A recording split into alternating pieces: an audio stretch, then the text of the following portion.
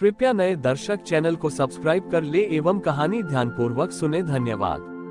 विंध्याचल के जंगलों, समुद्र के तटों, लोहारों की भट्टियों और इत्रसाजों की घाटियों से बहुत दूर आर्यावर्त के सुदूर पश्चिमी छोर पर सिकतापुर नाम का एक विशाल मरुस्थलीय गांव था। इस गांव की विशेषता ये थी कि यहाँ केवल समय शिल्पी और रेत से कांच बनाने वाले कारीगर रहते थे, जो मरुस्थल की तपती रेत को पिघलाकर समय नापने वाली अद्भुत बालू घड़ियां और पारदर्शी दर्पण बनाते थे। इसी गांव में समयराज नाम का एक युवा रहता था। वह रेत की घड़ियां बनाने में इतना निपुण था कि उसकी बनाई घड़ियों से समय की एक एक सेकंड की गणना बिल्कुल सटीक होती थी। लेकिन समयराज के मन में अपनी कला को लेकर एक गहरा भ्रम था। वह सोचता था, संसार की सबसे शक्तिशाली वस्तु समय है और जो समय को नाप सकता है वह इस सृष्टि को नियंत्रित कर सकता है। गांव के एक सुदूर और बंजर टीले पर, जहां मरुस्थल की धूल उड़ती थी और कोई वनस्पति नहीं उगती थी, वहां रेत के बीच दबा हुआ एक अत्यंत प्राचीन, घिसा हुआ और मटमैला प्रस्तर खंड पत्थर था। गांव के बुजुर्ग उसे अकाल महादेव कहते थे, क्योंकि वह पत्थर काल समय की गणना से परे मरुस्थल के तूफानों के बीच भी सदियों से ज्यों का त्यों स्थिर पड़ा था। उस पर समय का कोई प्रभाव नहीं दिखता था। समयराज कभी वहां सिर नहीं झुकाता था। वह सोचता, ये तो बस एक बेजान पत्थर है जो धूल में दबा है। ईश्वर को पूजना है तो समय की गति को समझो, इस जड़ और ठहरे हुए पत्थर में क्या रखा है। एक बार उस मरुस्थलीय साम्राज्य के वृद्ध राजा कालसेन ने पूरे राज्य में घोषणा की, मेरी आयु समाप्त होने वाली है। जो कोई भी कुशल शिल्पी मुझे एक ऐसी अमर बालू घड़ी बना कर देगा जिसकी रेत कभी समाप्त न हो और जो मुझे समय के बीतने के भय से मुक्त कर दे, उसे मैं अपनी आधी संपत्ति सौंप दूंगा। समयराज ने इसे अपने जीवन की सबसे बड़ी चुनौती माना। उसने मरुस्थल की सबसे महीन और चमकदार सुनहरी रेत को छाना। उसने हीरे जैसी पारदर्शी कांच की एक विशाल घड़ी बनाई और उसमें वह रेत भर दी। लेकिन एक अजीब बात होने लगी। वह जितनी बार भी उस घड़ी को सीधा करता, उसकी रेत इतनी तीव्र गति से नीचे गिरती मानो पल भर में ही कई घंटे बीत रहे हों। वह समय की गति को धीमा नहीं कर पा रहा था। 3 दिन और 3 रात बीत गए। उसने हर गणित और यंत्र का उपयोग किया, पर समय की रेत उसके नियंत्रण में नहीं आ रही थी। वह हताशा और मृत्यु के भय की सोच से कांप उठा। तभी उसकी कुटिया के बाहर धूल भरे बवंडर के बीच से एक अत्यंत बूढ़े, साधारण जटाधारी सन्यासी आए, जिनके हाथ में भस्म की एक छोटी सी ढेरी थी। उन्होंने कहा, समयराज, तुम समय को कांच के बर्तनों में कैद करके अमर बनाना चाहते हो। तुम भूल रहे हो कि समय की हर लहर उस परम सत्ता से जन्मती है जो स्वयं महाकाल है, जो समय से परे है। तुम समय को नापना चाहते हो, उसके रचयिता को नहीं जानते। समयराज ने अपने अहंकार में कहा, वृद्ध बाबा, मुझे मत सिखाओ। मैंने जीवन भर समय की गति को नापा है। अगर तुम्हारे पास कोई उपाय है तो बताओ। वृद्ध मुस्कुराए और उन्होंने अपनी जटाओं से मरुस्थल की सूखी मिट्टी और भस्म की एक चुटकी उठाई और उसे समयराज की उस चमकीली कांच की घड़ी के भीतर डाल दिया। देखते ही देखते वह सुनहरी रेत पूरी तरह से शांत हो गई और घड़ी के भीतर की गति रुक गई। वृद्ध ने कहा, अब इस घड़ी को ले जाओ और उस बंजर टीले पर दबे अकाल महादेव के ऊपर अर्पित कर दो। लेकिन इस बार मन में ये घमंड मत रखना कि तुम समय के स्वामी हो। केवल ये सोचना कि तुम अपना भूत, वर्तमान और भविष्य सब उनके चरणों में सौंप रहे हो। समयराज असमंजस में था, पर कोई और रास्ता न देख वह उस अद्भुत बालू घड़ी को लेकर मरुस्थल के उस सुने टीले पर पहुंचा। उसने जैसे ही वह घड़ी उस धूल से सने प्राचीन पत्थर पर रखी, एक विस्मयकारी और अलौकिक घटना घटी। जैसे ही घड़ी ने पत्थर को छुआ, उस घड़ी का कांच अपने आप पिघल गया और उसके भीतर की रेत उस शिवलिंग नुमा पत्थर के चारों तरफ फैल गई। उसी क्षण मरुस्थल में बहने वाली गर्म हवाएं अचानक थम गईं। सूरज की किरणें हवा में स्थिर हो गईं और उड़ते हुए पक्षी आकाश में ही रुक गए। पूरे क्षेत्र में समय की गति पूरी तरह से ठहर गई। समयराज ने देखा कि उस मटमैले पत्थर के भीतर से एक गहरा, अलौकिक अंधकार और प्रकाश का अद्भुत मिश्रण निकला, जिसमें साक्षात महादेव महाकाल के स्वरूप में ध्यानमग्न बैठे थे।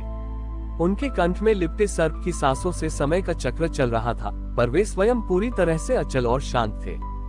समयराज के हाथ से उसके यंत्र छूटकर गिर गए। उसकी आंखों से अहंकार के सारे आंसू बह निकले। वह समझ गया कि जो समय सबको नष्ट कर देता है, वह समय भी इन महादेव के चरणों का एक छोटा सा अंश मात्र है। उसने जब पीछे मुड़कर देखा तो वह वृद्ध सन्यासी वहां नहीं थे, और उस पत्थर से एक गंभीर, शाश्वत और गूंजती हुई दिव्य वाणी सुनाई दी। समयराज, तुम कांच और रेत के खिलौनों से उस समय को बांधना चाहते थे जो मेरी ही भरीकुटी के इशारे पर नाचता है।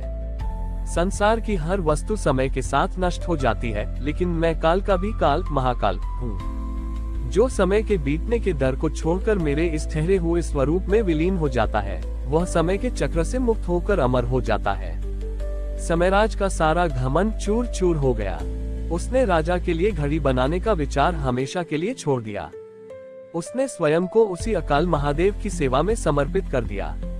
जब वृद्ध राजा कालसेन स्वयं मृत्यु के भय से कांपते हुए उस टीले पर आए और उन्होंने उस ठहरे हुए समय की दिव्य शांति को महसूस किया, तो उनका भी मृत्यु का भय पल भर में गायब हो गया। राजा ने अपना मुकुट उतारकर उस सादे पत्थर के सामने रख दिया और जाना कि असली अमृतत्व जीवन को लंबा करने में नहीं, बल्कि शिव के चरणों में मन को स्थिर कर लेने में है। समयराज ने सिकतापुर के लोगों को सिखाया कि संसार में घड़ियां बदल सकती हैं, युग बीत सकते हैं, लेकिन आत्मा की शाश्वत शांति उस परम चेतना और शिवत्व में है, जो समय के आदि और अंत से परे हमेशा एक समान रहती है। समयराज के इस महान आत्मज्ञान के बाद सिकतापुर की तप्त रेत में एक ऐसी शीतलता घुल गई जिसकी कल्पना भी किसी ने नहीं की थी। अब मरुस्थल के लोग केवल समय नापने के यंत्र नहीं बनाते थे, बल्कि वे आने वाले जिज्ञासुओं को ये सिखाते थे कि जीवन की भागदौड़ के बीच मन को स्थिर कैसे किया जाता है। युग बदलते रहे, रेत के टीले अपनी जगह बदलते रहे, लेकिन अकाल महादेव का वह पावन टीला अपनी जगह पूरी तरह से अचल रहा। समयराज भी अपनी सांसों की निश्चित अवधि पूरी कर साक्षात महाकाल की अनंत चेतना में विलीन हो गए। उनके बाद इस मरुस्थलीय पीठ की सेवा का उत्तरदायित्व उनके एकमात्र प्रपौत्र कालजय पर आया। कालजय अपने पूर्वजों की तरह कांच और रेत का शिल्पी तो था, पर उसका ध्यान यंत्रों से अधिक शून्यता पर रहता था। वह अक्सर मरुस्थल के बवंडर के बीच बैठकर ध्यान लगाता था। जहां आम लोग तूफानों से डरकर छिप जाते, कालजय उस उड़ती हुई रेत के बीच भी अकाल महादेव के ध्यान में अडिग बैठा रहता था। कई दशकों बाद सिकतापुर के इस शांत मरुस्थल की सीमाओं पर एक अत्यंत क्रूर, शक्तिशाली और समय के प्रति सनकी सुल्तान बख्तियार खान का आगमन हुआ। बख्तियार खान का मानना था कि जो मनुष्य समय की गति को तेज या धीमा कर सकता है, वही पूरी दुनिया का भाग्य बदल सकता है। जब उसने अकाल महादेव और वहां समय की गति ठहर जाने की अलौकिक गाथा सुनी, तो उसके भीतर का साम्राज्यवादी अहंकार भड़क उठा। वह अपने साथ हजारों घुड़सवारों, लोहे के बड़े बड़े गियरों और विशालकाय यंत्रों की टोली लेकर उस पावन टीले पर आ धमका। उसके सैनिक अपने साथ काली रेत और भारी चट्टानें तोड़ने वाले औजार लेकर आए थे। सुल्तान ने अहंकार से अट्टहास करते हुए कालजय से कहा, शिल्पी, मैंने सुना है कि यह पत्थर समय की गति को रोक देता है, लेकिन मैं इस मरुस्थल का सुल्तान हूं और समय मेरी उंगलियों के इशारे पर चलता है। आज मैं इस टीले को पूरी तरह खोदकर इस पत्थर को यहाँ से उखाड़ दूंगा और अपनी राजधानी के मुख्य काल मीनार के नीचे गाड़ दूंगा, ताकि मेरी सल्तनत का समय कभी समाप्त न हो। सैनिकों, कुल्हाड़े और क्रेन आगे बढ़ाओ। आचार्य कालजय ने अत्यंत शांत भाव से अपनी आंखें खोली और कहा, सुल्तान, आप इस धरती के राजा हो सकते हैं, पर यह शिला किसी काल की गणना में नहीं आती। ये अकाल महादेव हैं। ये समय के चक्र से परे हैं। इन्हें हिलाने का दुस्साहस मत कीजिए, क्योंकि जो समय को बांधना चाहता है, समय उसे अपने भीतर ही विलीन कर लेता है। लेकिन सुल्तान तो अपनी सेना और यंत्रों के नशे में चूर था। उसने कालजय की बात को हवा में उड़ा दिया और अपने सैनिकों को उस पावन पत्थर पर प्रहार करने का आदेश दे दिया। जैसे ही 4 भारी भरकम सैनिकों ने लोहे के बड़े घन हथौड़े उठाकर उस प्राचीन पत्थर पर पहला प्रहार करने के लिए हाथ उठाए, एक अत्यंत विस्मयकारी और रोंगटे खड़े कर देने वाली घटना घटी। कुल्हाड़ी या हथौड़े के टकराने की कोई आवाज नहीं हुई। इसके विपरीत, जैसे ही उन हथौड़ों ने पत्थर की बाहरी सतह को छुआ, अकाल महादेव के विग्रह से अचानक एक ऐसी तीव्र, अदृश्य और ब्रह्मांडीय ऊर्जा की अदृश्य तरंग निकली जो पूरे मरुस्थल में फैल गई। अद्भुत और खौफनाक चमत्कार यह हुआ कि सैनिक जिस मुद्रा में हथौड़ा उठा रहे थे, वे उसी मुद्रा में हवा में स्थिर हो गए।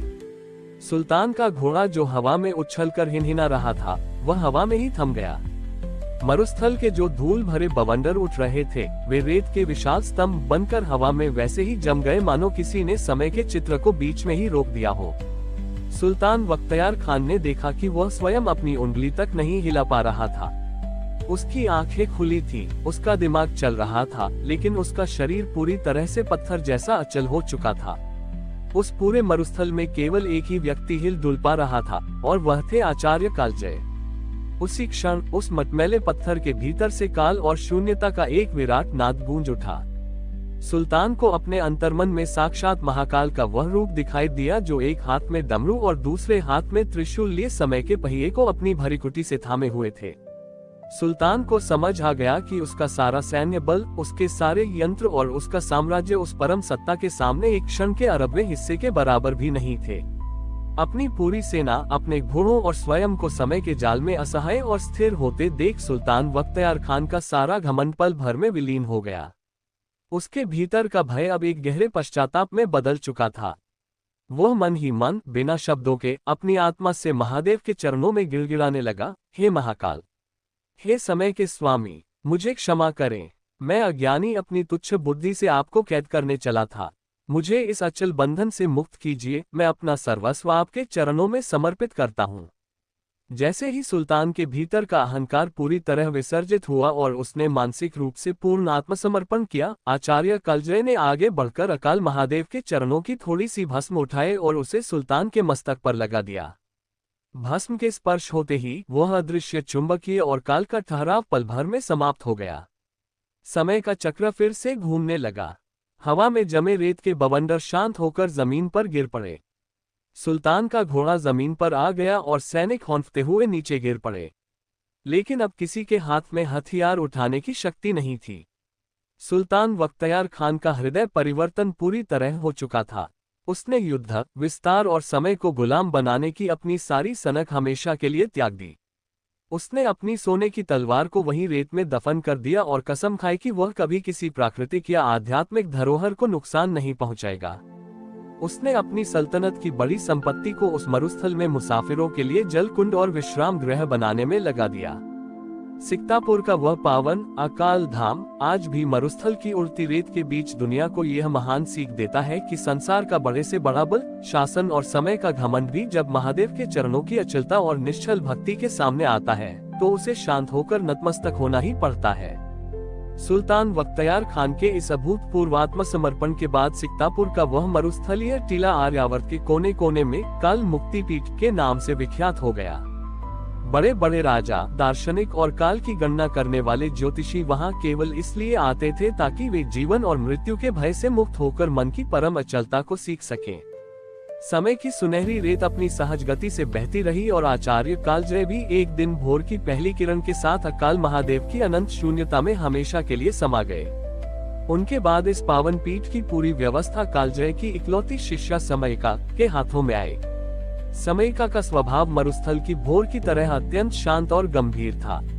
वह एक मूक साधिका थी जो कभी अपनी जिह्वा से एक शब्द नहीं बोलती थी, लेकिन जब वह शांत बैठकर अकाल महादेव के सम्मुख ध्यान लगाती तो उसके चारों ओर हवा की गति अपने आप मध्यम हो जाती थी। कई दशकों बाद सिकतापुर के इस तपते मरुस्थल में सुदूर पूर्वी साम्राज्य का एक अत्यंत मेधावी, तार्किक और घमंडी खगोलशास्त्री ग्रहवर्मा पहुंचा। ग्रहवर्मा ने आकाश के तारों, नक्षत्रों और ग्रहों की चाल का गहरा अध्ययन किया था। उसका दृढ़ विश्वास था कि इस ब्रह्मांड में ग्रहों की गति और गणित ही सबसे सर्वोच्च सत्य है, और जो ग्रहों की स्थिति को बदल सके या भांप सके वही ईश्वर से भी ऊपर है। जब उसने अकाल महादेव के टीले पर समय की गति रुक जाने की गाथा सुनी तो उसके गणितीय अहंकार को ठेस पहुंची। वह अपने साथ दर्जनों ऊंटों पर भारी भारी ताम्रपत्र, खगोलीय यंत्र और विशाल दूरबीनें लादकर वहां आ पहुंचा। उसने ध्यानमग्न समयिका के सामने खड़े होकर अहंकार भरे स्वर में कहा, हे मूक साधिका, मैंने संसार के सारे नक्षत्रों को नापा है। समय केवल ग्रहों की गति का परिणाम है। तुम्हारा यह मटमैला पत्थर समय को कैसे रोक सकता है? आज मैं इस पत्थर के चारों ओर अपने अचूक खगोलीय यंत्र स्थापित करूंगा और सूर्य की किरणों की दिशा को गणित से बांध दूंगा। यदि इस पत्थर में कोई अकाल सत्ता है तो वह मेरे इन यंत्रों की गणना को गलत साबित करके दिखाए। समयिका ने अपनी आंखें खोली। उसकी शांत आंखों में ग्रहवर्मा के प्रति कोई क्रोध नहीं था, बल्कि एक करुणा थी। उसने शब्दों से कोई प्रतिवाद नहीं किया, बल्कि चुपचाप शिवलिंग नुमा उस पत्थर के पास जाकर बैठ गई। ग्रहवर्मा के इशारे पर उसके शिष्यों ने टीले के चारों तरफ भारी पीतल और तांबे के विशाल यंत्र गाड़ दिए। उन्होंने सूर्य की छाया से समय की सटीक गणना शुरू की। ग्रहवर्मा चिल्लाया, देखो, दोपहर के ठीक 12 बजे हैं और सूर्य की छाया मेरे यंत्र के केंद्र में है। अब मैं अपनी गणना से सिद्ध करूंगा कि समय अटूट है। लेकिन जैसे ही उसने अपने यंत्र की सुई को आगे बढ़ाने का प्रयास किया, एक अत्यंत विस्मयकारी और अकल्पनीय घटना घटी। आसमान में चमकता हुआ दोपहर का प्रचंड सूर्य अचानक एक बिंदु पर ठहर गया। लेकिन चमत्कार यही नहीं रुका। उस अकाल महादेव के विग्रह से अचानक एक ऐसी सूक्ष्म, अदृश्य और ब्रह्मांडीय गुरुत्वाकर्षण तरंग निकली, जिसने केवल समय को ही नहीं बल्कि ग्रहवर्मा के सभी यंत्रों को अपनी ओर खींचना शुरू कर दिया। अद्भुत और विस्मयकारी दृश्य था। ग्रहवर्मा के वे भारी भरकम तांबे और पीतल के खगोलीय यंत्र, जिन पर उसने जीवन भर का गणित लिख रखा था, वे उस दिव्य पत्थर के चुंबकीय और कालचेतना के स्पर्श से पिघलने लगे। उन यंत्रों पर लिखे नक्षत्रों के नक्शे और अंक तांबे की चादर से मिटकर अपने आप शिव शब्द के आकार में ढलने लगे। ग्रहवर्मा ने घबराकर आकाश की ओर अपनी दूरबीन घुमाई तो उसे दूरबीन के कांच के भीतर कोई तारा या ग्रह नहीं, बल्कि साक्षात महाकाल का वह विराट स्वरूप दिखाई दिया, जिसके जटाओं के भीतर हजारों ब्रह्मांड और गैलेक्सियां छोटे छोटे जुगनू की तरह तैर रही थीं। ग्रहवर्मा को समझ आ गया कि वह जिस गणित को ब्रह्मांड का सर्वोच्च नियम मान रहा था, वह महाकाल की भरीकुटी के एक छोटे से इशारे का हिस्सा मात्र था। अपनी पूरी कला, अपने जीवन भर के ग्रंथों और खगोलीय यंत्रों को एक ही क्षण में पिघलते और शिव रूप में बदलते देख खगोलशास्त्री ग्रहवर्मा का सारा वैज्ञानिक और गणितीय घमंड चूर चूर हो गया। उसे समझ आ गया कि बुद्धि की एक सीमा होती है, लेकिन महादेव की सत्ता असीम और अनंत है। वह थर थर कांपता हुआ उसी तपती रेत पर घुटनों के बल गिर पड़ा। उसने अपने सारे ताम्र पत्रों को वहीं मिट्टी में छोड़ दिया और रोते हुए पुकारने लगा, हे महाकाल, हे अनंत ब्रह्मांड के अधिपति, मुझे क्षमा करें। मैं तुच्छ मनुष्य अपनी सीमित बुद्धि से उस असीमित तत्व को नापने चला था जो समय और आकाश दोनों का रचयिता है। मेरी इस धृष्टता को क्षमा करें और मुझे अपने चरणों में शरण दें। जैसे ही ग्रहवर्मा के भीतर का अहंकार पूरी तरह विसर्जित हुआ, आकाश में ठहरा हुआ सूर्य अपनी स्वाभाविक गति में लौट आया। वह तीव्र चुंबकीय और काल का खिंचाव पल भर में शांत हो गया। पिघले हुए तांबे के यंत्र उस टीले की सुरक्षा प्राचीर के रूप में वहीं जम गए और पूरे मरुस्थल में फिर से वही कपूर और चंदन की अलौकिक खुशबू तैरने लगी। ग्रहवर्मा का हृदय परिवर्तन पूरी तरह हो चुका था। उसने नक्षत्रों को नापने और अपनी बुद्धि का प्रदर्शन करने का मार्ग हमेशा के लिए त्याग दिया। उसने अपने सारे ग्रंथों को उसी अकाल धाम की मिट्टी में समर्पित कर दिया और स्वयं वहीं का एक साधारण सेवक बन गया। वह रोज सुबह उस मरुस्थलीय टीले की धूल को साफ करता और आने वाले यात्रियों को ये समझाता कि ब्रह्मांड की सबसे बड़ी खोज खुद को शून्य बना लेना है। सिकतापुर का वह पावन अकाल धाम आज भी मरुस्थल की उड़ती रेत के बीच दुनिया को यह अमर सीख देता है कि संसार का बड़े से बड़ा विज्ञान, गणित और बुद्धि का घमंड भी जब महादेव के चरणों की अचलता और निश्चल भक्ति के सामने आता है, तो उसे शांत होकर नतमस्तक होना ही पड़ता है। खगोल शास्त्री ग्रहवर्मा के इस महान रूपांतरण के बाद सिकतापुर का वह मरुस्थलीय टीला केवल खगोलविदों की चर्चा का विषय नहीं रहा, बल्कि वह संपूर्ण आर्यावर्त के लिए ब्रह्मांडीय चेतना का साक्षात द्वार बन गया। ग्रहवर्मा ने नक्षत्रों की गणना छोड़ दी थी और अपना शेष जीवन उसी टीले की छांव में एक निश्चल सेवक के रूप में बिता दिया। समय की सुनहरी रेत अपनी अनंत गति से मरुस्थल में उड़ती रही। वृद्धा समयिका ने भी एक मार्गशीर्ष की अमावस्या को, जब पूरा आकाश तारों की चादर ओढ़े शांत खड़ा था, अपनी अंतिम सांस ली और उनका अस्तित्व हमेशा के लिए अकाल महादेव की अनंत शून्यता में विलीन हो गया। उनके बाद इस पावन काल मुक्ति पीठ की देखरेख का दायित्व उनके एकमात्र और परम शांत शिष्य अनादि के कंधों पर आया। अनादि का स्वभाव अपने नाम की तरह ही आदि और अंत से परे था। वह बहुत ही कम बोलता था, लेकिन जब वह अकाल महादेव के विग्रह के सम्मुख बैठकर अपनी आंखें बंद करता, तो उसके चारों ओर मरुस्थल की तपती रेत भी एकदम ठंडी और शांत हो जाती थी। कई दशकों बाद सिकतापुर के इस मरुस्थल की सीमाओं पर आर्यावर्त के एक अत्यंत शक्तिशाली और चक्रवर्ती सम्राट विक्रमजीत की राजकीय सेना आ धमकी। सम्राट विक्रमजीत ने चारों दिशाओं के राज्यों को जीत लिया था और उसके पास एक अजेय सेना थी। लेकिन जैसे जैसे उसकी आयु बढ़ रही थी, उसके भीतर बूढ़े होने और मृत्यु का एक गहरा भय समाता जा रहा था। जब उसने अकाल महादेव के उस चमत्कारी टीले और वहां समय की गति ठहर जाने की अमर गाथा सुनी, तो उसकी भोगवादी और जीने की महत्वाकांक्षा उफन पड़ी। वह अपने साथ सैकड़ों सुसज्जित रथों, हाथियों और सोने चांदी की कीमती पेटियों के साथ पीठ के प्रांगण में आ पहुंचा। सम्राट विक्रमजीत ने रथ से उतरकर गर्व से मुस्कुराते हुए अनादि से कहा, शिल्पी, मैंने सुना है कि यह साधारण मटमैला पत्थर समय की गति को रोक देता है और मृत्यु के भय को हर लेता है। मैं इस पूरी पृथ्वी का स्वामी हूँ, लेकिन मैं बूढ़ा नहीं होना चाहता।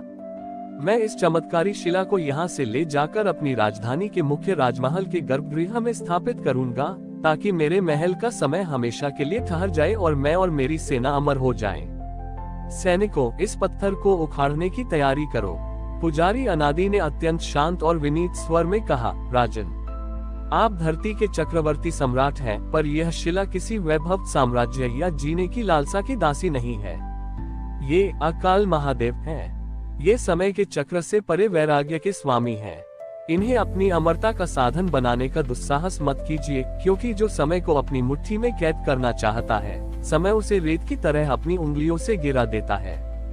तारांकन। लेकिन सम्राट विक्रमजीत तो अपनी अजेय सेना और सत्ता के नशे में अंधा था। उसने अनादि की चेतावनी का उपहास उड़ाया और अपने बलवान सैनिकों को आदेश दिया, मजदूरों, सोने की मजबूत जंजीरें लाओ और इस पत्थर को जड़ से उखाड़कर हमारे राजकीय रथ पर लाद दो। जैसे ही 4 बलवान सैनिकों ने आगे बढ़कर सोने की भारी जंजीरों को उस पवित्र अकाल महादेव के विग्रह पर लपेटा और उसे खींचने का प्रयास किया, एक अत्यंत विस्मयकारी और रोंगटे खड़े कर देने वाली घटना घटी। उस शांत पत्थर से कोई आवाज नहीं हुई, लेकिन जैसे ही इंसानी लालच और अमर होने की भूख ने उसे छुआ, उस शिवलिंग नुमा पत्थर से अचानक एक ऐसी तीव्र, अदृश्य और ब्रह्मांडीय ऊर्जा की तरंग निकली, जो पूरे प्रांगण में फैल गई। अद्भुत और खौफनाक चमत्कार यह हुआ कि सम्राट विक्रमजीत और उसके सैनिकों की आंखों के सामने ही उनके शरीर की त्वचा पल भर में बदलने लगी। सम्राट को अपनी आंखों के सामने दिखाई देने लगा कि उसकी युवा सेना के सैनिक अचानक बूढ़े होने लगे हैं, उनके बाल सफेद हो रहे हैं और उनके हाथों की तलवारें उनके बूढ़े हाथों से छूटकर गिर रही हैं। सम्राट ने स्वयं जब अपने हाथों को देखा, तो उसके हाथ झुर्रियों से भर चुके थे और उसका बलशाली शरीर एक अत्यंत वृद्ध पुरुष की तरह कांप रहा था। काल की गति उस प्रांगण में इतनी तीव्र हो गई थी कि जो रथ और लोहे के अस्त्र सैनिक लेकर आए थे, वे पल भर में जंग खाकर मिट्टी में तब्दील होने लगे। सम्राट को ऐसा लगा मानो काल का चक्र उसे निगलने के लिए आगे बढ़ रहा हो और वह चाहकर भी अपनी कांपती टांगों से एक कदम पीछे नहीं हटा पा रहा था। हवा में एक ऐसा गहरा वैराग्य और मृत्यु का साक्षात सत्य छा गया कि सम्राट के मन से अचानक राजपाट, विजय और अमर होने की सारी इच्छाएं पल भर में गायब हो गईं। उसे अपना पूरा साम्राज्य और जीवन एक तिनके जैसा तुच्छ महसूस होने लगा। अपनी आंखों के सामने अपनी सारी सेना को पल भर में जर्जर होते और अपने मन के भीतर की जीने की वासना को शांत होते देख सम्राट विक्रमजीत का सारा चक्रवर्ती घमंड चूर चूर हो गया। उसे समझ आ गया कि जिस सत्ता और सेना के बल पर वह काल को गुलाम बनाना चाहता था, वह महाकाल के इस सादे पत्थर के सामने कितनी क्षणभंगुर और असहाय थी। वह थर थर कांपता हुआ अपने राजसी मुकुट को उतारकर उसी रेत में गिर पड़ा। उसने अनादि के चरणों को पकड़ लिया और रोते हुए पुकारने लगा, हे महाकाल, हे काल के भी काल, मुझे मेरे इस अज्ञान से मुक्त कीजिए। मैं अपनी जीत और जीने के नशे में अंधा होकर यह भूल गया था कि असली अमृतत्व इस नश्वर शरीर को बचाने में नहीं, बल्कि आपके इस शांत स्वरूप के चरणों में खुद को मिटा देने में है। मुझे अपनी शरण में ले लीजिए। जैसे ही सम्राट के भीतर का अहंकार पूरी तरह विसर्जित हुआ और उसने मानसिक रूप से पूर्ण आत्मसमर्पण किया, पुजारी अनादि ने आगे बढ़कर अकाल महादेव के चरणों की पवित्र भस्म उठाए और उसे सम्राट के जर्जर मस्तक पर लगा दिया। भस्म के स्पर्श होते ही वह भयानक काल का चक्र पल भर में शांत हो गया। चमत्कार यह हुआ कि सम्राट और उसकी सेना का शरीर फिर से अपनी मूल अवस्था में लौट आया, लेकिन अब उनके मन में युद्ध या अमर होने का कोई अहंकार नहीं था। मरुस्थल में फिर से वही कपूर और चंदन की अलौकिक शीतल सुगंध तैरने लगी। सम्राट विक्रमजीत का हृदय परिवर्तन पूरी तरह हो चुका था। उसने साम्राज्यवाद, दिग्विजय और शरीर को अमर बनाने की अपनी सनक हमेशा के लिए त्याग दी। वह अपने राजमहल वापस तो लौटा, लेकिन एक राजा के रूप में नहीं, बल्कि प्रजा के एक साधारण सेवक के रूप में। उसने अपनी पूरी राजकीय संपत्ति को पूरे साम्राज्य में औषधालयों, पाठशालाओं और साधकों के आश्रमों के निर्माण में लगा दिया। सिकतापुर का वह पावन अकाल धाम आज भी मरुस्थल की उड़ती रेत के बीच दुनिया को यह अमर सीख देता है कि संसार का बड़े से बड़ा चक्रवर्ती बल, सत्ता और जीने का घमंड भी जब महादेव के चरणों की अचलता, वैराग्य और निश्चल भक्ति के सामने आता है तो उसे शांत होकर नतमस्तक होना ही पड़ता है। आपका एक लाइक और सब्सक्राइब मुझे अगले वीडियो बनाने में बहुत हिम्मत देता है, तो तुरंत वीडियो लाइक करें और चैनल को सब्सक्राइब करना ना भूलें। मिलते हैं अगले वीडियो में। हर हर महादेव।